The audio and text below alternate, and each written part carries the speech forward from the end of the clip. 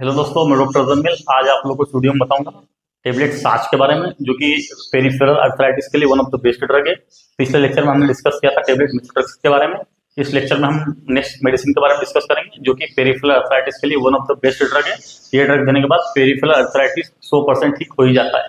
तो आज हम डिस्कस करेंगे टेबलेट साच सल्फोसिलिन के बारे में, जो कि एक डीमार्ट ड्रग है।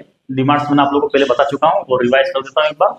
डीमार्ट का मतलब होता है disease modifying anti rheumatic drug. ये सारी जो ड्रग होती है डीमार्ट ड्रग होती है, जो रूमेटोइड अर्थराइटिस में, एंकाइलोजिंग स्पॉन्डिलाइटिस में हम जो प्रिस्क्राइब करते हैं, अर्थराइटिस के जितने भी मरीजों में प्रिस्क्राइब की जाती है सारी डीमार्ट ड्रग होती है। और ये एंटी इन्फ्लामेटरी ड्रग होती है। रूमेटोइड अर्थराइटिस की जितनी भी दवाइयाँ होती है इन्फ्लामेशन को कम करती है। रूमेटोइड अर्थराइटिस में इन्फ्लामेशन जैसे ही कम होता है तो पेशेंट को रिलीफ मिल जाता है। पेशेंट को होता है क्या है, जॉइंट स्टिफ होने लगते हैं, रेडनेस होने लगती है, स्वेलिंग होने लगती है, पेन होने लगता है, टेंडरनेस होने लगती है और जॉइंट स्टिफ हो जाता है। तो वहाँ पे जैसे ही इन्फ्लामेशन कम होता है तो पेशेंट का पेन भी कम हो जाता है, स्वेलिंग भी कम हो जाती है, रेडनेस भी कम हो जाती है।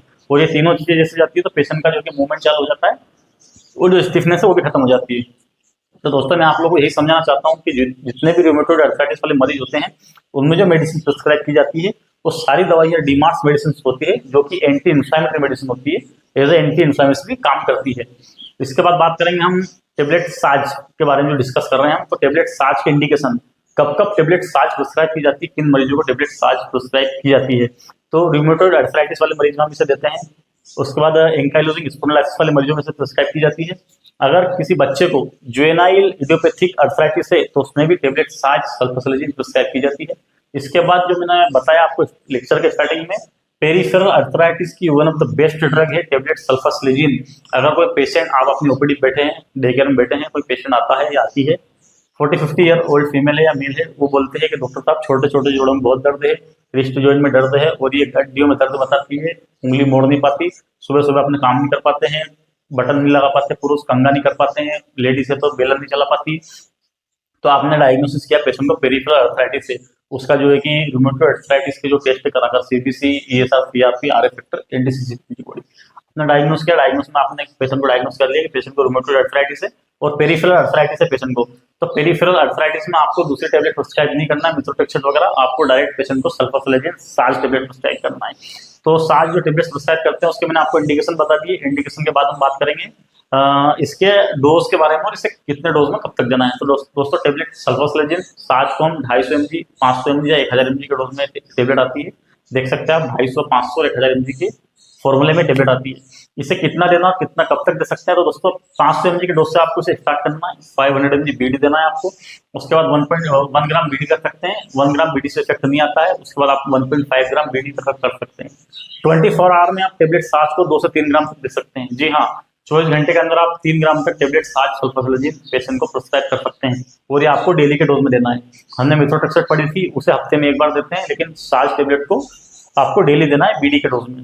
उसके बाद work on only peripheral arthritis, ये ओनली पेरिफेरल अर्थराइटिस पर ही काम करता है, एक्स्ट्रा आर्टिकुलर मैनिफेस्टेशन पे काम नहीं करता। जैसे कि हमने पहले पढ़ा था, जो टेबलेट मिथोट्रेक्सेट होती है वो एक्स्ट्रा आर्टिकुलर सिम्टम पर भी इफेक्ट करती है, उन पर भी काम करती है, जैसे कि हार्ट, किडनी, लंग्स, हमारा ब्रेन और गैस्ट्रो, इन पर भी इफेक्ट करती है। जैसे कि अगर पेशेंट को कार्डियाइटिस हुआ है तो उसके कारण हार्ट अटैक हो सकता है, सीसीएफ हो सकता है, तो उससे बचाती है ये। किडनी में पेशेंट को नेफ्राइटिस है, ग्लोमेरुलोनेफ्राइटिस है, तो उसके इन्फ्लेमेशन को भी कम करती है। जीआई में पेनक्रेटाइटिस वगैरह पेशेंट को हो रहा हो तो उससे बचाती है। ब्रेन में मेनिंजाइटिस, स्लीप डिसऑर्डर, एंजाइटी वगैरह पेशेंट को हो तो उस पर भी वर्क करता था हमारा मिथोट्रेक्सेट, क्योंकि वो उसका एक गुड इफेक्ट है कि वो एक्स्ट्रा आर्टिकुलर सिम्टम पर भी काम करता है। लेकिन उसके बिल्कुल अपोजिट टेबलेट साज, साज एक्स्ट्रा आर्टिकुलर सिम्टम पर काम नहीं करता। ये ओनली पेरिफेरल अर्थराइटिस के मरीजों में प्रिस्क्राइब करना आपको। पेरिफेरल अर्थराइटिस में one of the best drug है, 100% इससे पेशेंट को रिजल्ट मिलते हैं। इसके बाद हम बात करें कि इसके साइड इफेक्ट क्या है। अगर किसी पेशेंट को आपने टेबलेट साथ प्रिस्क्राइब की, आपको क्या उसमें मॉनिटर करना है, क्या पेशेंट को बोलना है कि अगर ये लक्षण आपको मिले तो आप तुरंत आए और दवा दूसरी लेके जाएं या दवा हम चेंज करेंगे।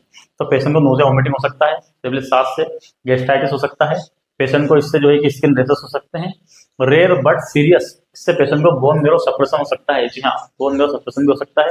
और मेल में, पुरुषों में टेम्पररी स्पर्म काउंट कम हो सकते हैं, स्पर्म काउंट डिक्रीज हो सकते हैं, फोटो सेंसिटिविटी हो सकता है इससे। तो दोस्तों, ये कुछ साइड इफेक्ट है जो कि टेबलेट साथ प्रिस्क्राइब करने के बाद पेशेंट में देखने मिल सकते हैं। ये तो हुई साइड इफेक्ट की बात। इसके बाद दोस्तों, जब भी आप किसी पेशेंट को टेबलेट साथ सल्फोसिलिन प्रिस्क्राइब करते हैं तो उसके बाद आपको कुछ चीजें मॉनिटर करना है, जैसे कि आपको पेशेंट का सीबीसी, एलएफटी और पेशेंट का आपको आरएफटी का मॉनिटर करते रहना है। क्योंकि ये एक हिपेटोटॉक्सिक ड्रग है, इससे पेशेंट के लीवर एंजाइम बढ़ सकते हैं, पेशेंट को नोज़िया वोमिटिंग हो सकता है, एब्डोमेन डिस्टेंशन हो सकता है, हिपेटोस्प्लोमेगाली देखने मिल सकती है। तो आपको 12 वीक तक, 3 महीने के अंदर या 3 महीने के बाद तक आपको हर विजिट पे पेशेंट का सीबीसी, आरएफटी, एलएफटी प्रिस्क्राइब करना है। और ये रेयर बट सीरियस कॉम्प्लिकेशन होता है इससे, बोन मैरो सप्रेशन, उसके कारण पेशेंट का जो है कि पेनसाइटोपेनिया देखने मिल सकता है आपको सीबीसी में, तो सीबीसी भी आपको पेशेंट का करवाते रहना है। तो दोस्तों इस वीडियो में मैंने आज आप लोगों को बताया टेबलेट साज सल्फोसेलेजिन के बारे में। अगर ये वीडियो आप लोग को अच्छा लगा तो वीडियो को लाइक जरूर करें और मेरे चैनल डॉक्टर जमील को ज़्यादा से ज़्यादा लोग सब्सक्राइब एंड फॉलो करें। Thank you.